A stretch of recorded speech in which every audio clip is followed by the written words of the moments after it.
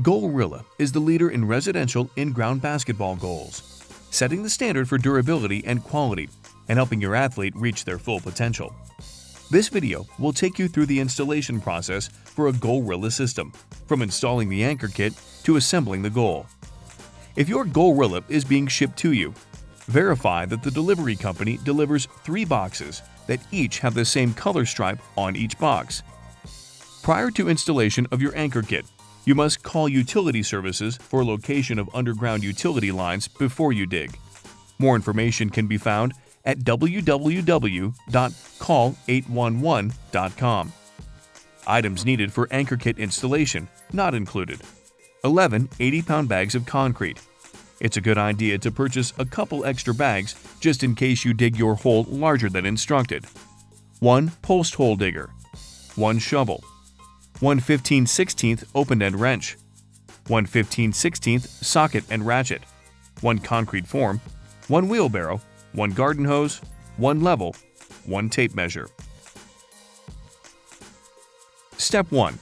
Cut along the dotted lines on the long pole box, being careful not to exert the blade too deep into the underside of the cardboard.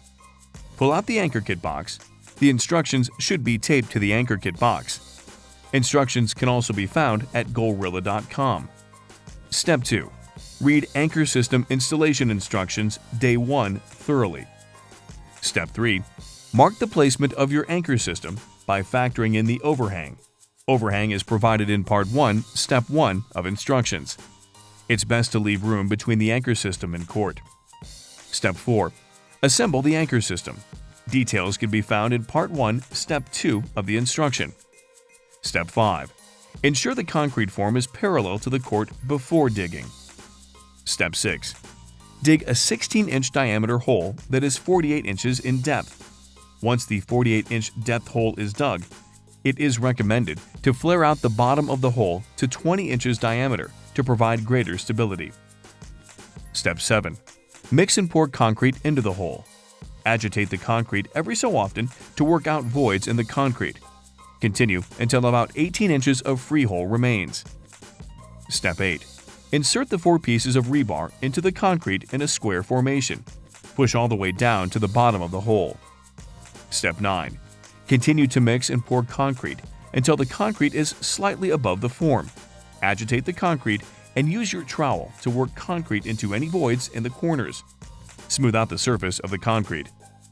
Step 10. Take a straight edge and mark a line in the concrete where you want to place the front of the anchor plate. Ensure this line is parallel to your court. Step 11. Push the anchor system into the concrete and agitate to work out any voids in the concrete. Immediately use a level to level the anchor system. Ensure that your anchor system is square to the court. Step 12. Finish your concrete with your trowel. Wipe off any excess concrete that may be on your anchor plate or exposed threads. Let concrete stand for a minimum of 72 hours.